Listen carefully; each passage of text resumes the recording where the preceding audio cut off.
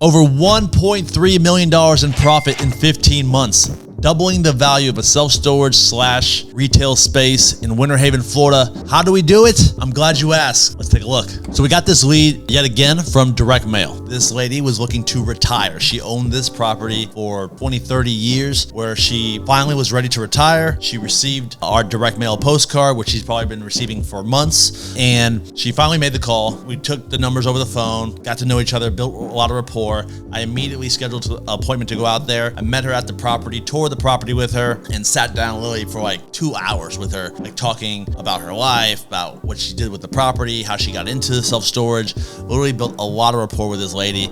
Great lady, super nice. And we started talking numbers. And in the beginning, I had this deal locked up with seller financing. Like it was 100% going to be seller financing. She didn't need all the income at once. You know, she was okay getting money in the meantime. But between when I sent her my initial offer, she wanted to have her daughter take a look at it and her CPA take a look at it. By the time like her CPA took a look at it, other people were coming into the mix and making her offers. And so it got a little bit competitive. They kept on coming higher. And then they also started becoming cash offers. I figured there were, actually, I didn't really even think they were wholesalers at the time. I just thought they were buyers buying cash. And so, you know, I was competing. And so every time I talked to her, there's a new offer that came higher and higher. And she did receive contracts from other folks, you know, were ready to sign. But the rapport I built up front with her allowed me to get this deal done. Unfortunately for me, I had to buy this property with a cash offer also. And so to do that for us, we used a bridge lender. So we use a bridge lender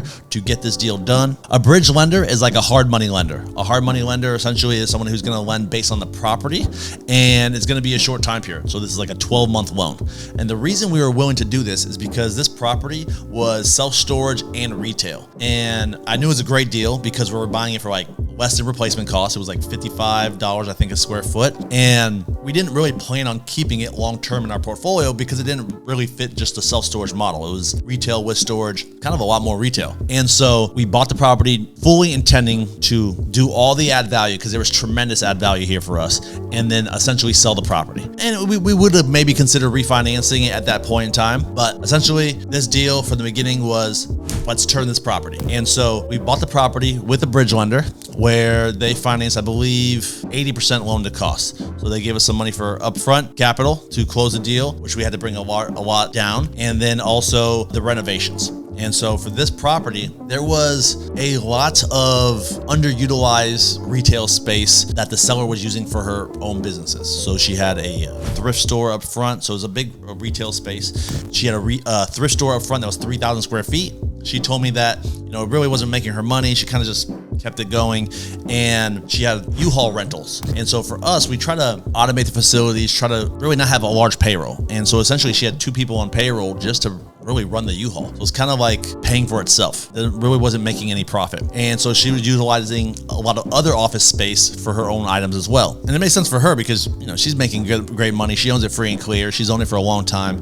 But for us, you know, we got to maximize the income. And so this was a big renovation project, renovating several retail spaces, renovating the facility, giving a curb appeal. The other thing with the U-Haul is it was blocking all of the retail. You couldn't really even see what's behind the U-Hauls because there were so many U-Haul trucks parking in the parking lot. So for us, we eliminated the U-Haul. We renovated this property. It was a big renovations on the property. We needed to do some roofs, a lot of curb appeal, full renovations of different office suites. And so it was a big undertaking and a little bit new for us because we'd never done retail. But after getting this deal done, it's actually our best deal. Fairly simple. And it was a great market. So we knew there was a great market in Winter Haven, a lot of demand. And obviously we did our due diligence up front to test the demand. One thing I did was, knowing that there was going to be office space running soon, I started putting out during our due diligence bandit signs on the side of the highway, just showing office space for rent. And I was getting calls already. And so knowing that, I was like, there's demand for this office space. It's on like an area, there's like a lot of industrial workers and businesses that we were getting calls right away. So we knew this was a great deal.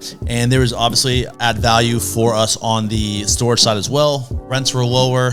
This was actually 3 parcels. So it had the retail space with some storage and a parking lot, a standalone retail space building, and then across across the street, a little up the road, was another storage building with a little bit two retail spaces up front as well. It was a good size deal for us and in a great market and tremendous added value. So let's dive into the property with the numbers and photos and show you everything. All right, so this is Record Highway Storage and Business Center. That's the name we gave the property. We closed this property on December 22nd, 2021 with a monthly gross income of $17,386. It was fully occupied, 100% full.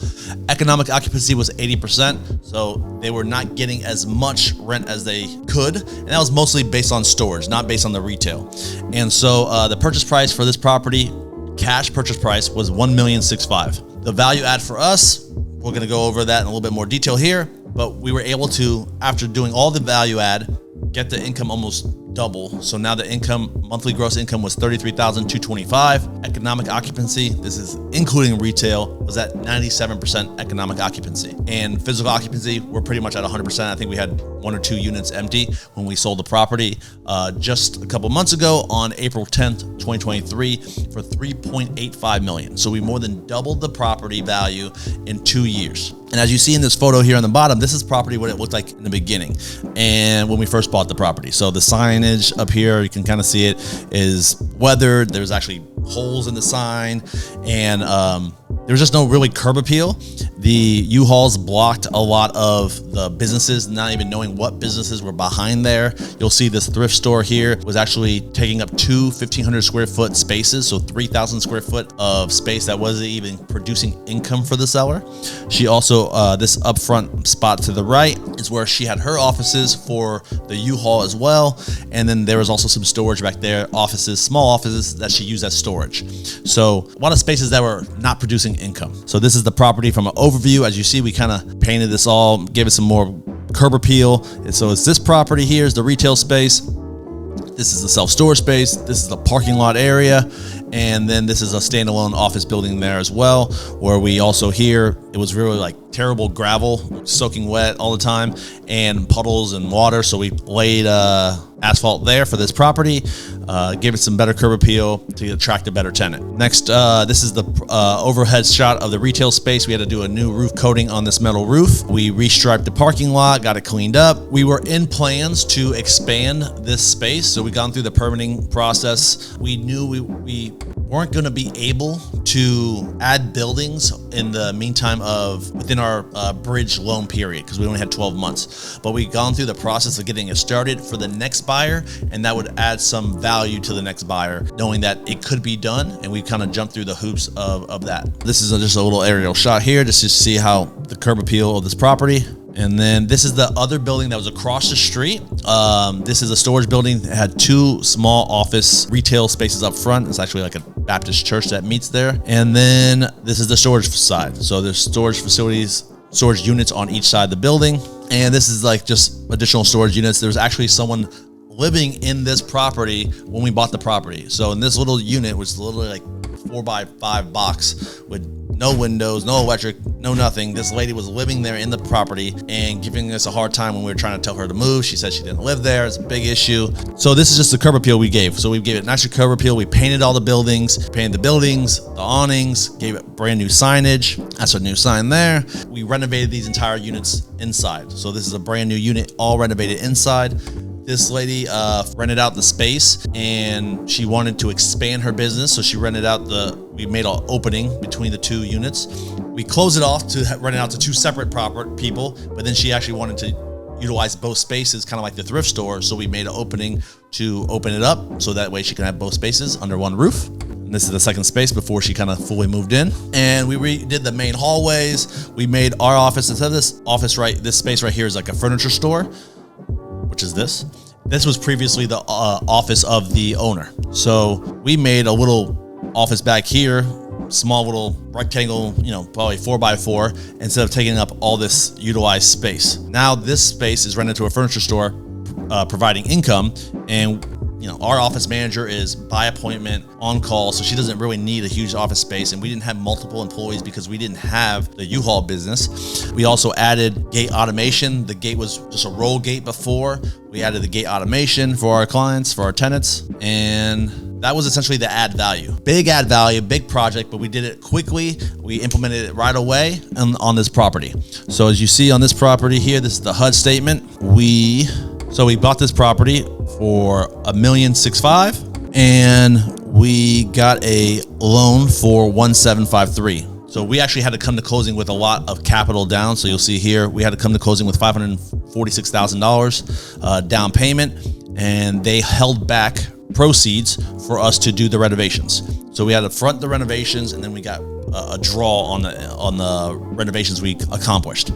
So they held back $435,000 in renovation costs. And so on this deal, we raised $700,000. So we raised $700,000 on this property, and that was for the down payment and then front the cost of renovations as we did the renovation process. So after adding all the value, doubling the income of the property, we found a buyer, got delayed in closing a little bit, had to get an extension from our lender for the 12 months. So we actually had the property for 15 months, but with showing proof that we accomplished all our add value, we had a buyer ready to go. They were able to give us an extension. Obviously, we had to pay a little bit of fees for that, but essentially we sold the property for $3.85 million after closing costs, tax prorations, rent prorations given to the future buyer, transferring over to deposits, because on retail we collect security deposits, unlike storage where we don't hold deposits at all. Repair credits, so they actually nitpicked some things that they wanted repair credits for, some concrete on some of the properties and just some minor repairs. So we gave them repair credits of $44,000. Commissions and disposition fee. We didn't take an acquisition fee like I stated on the other property.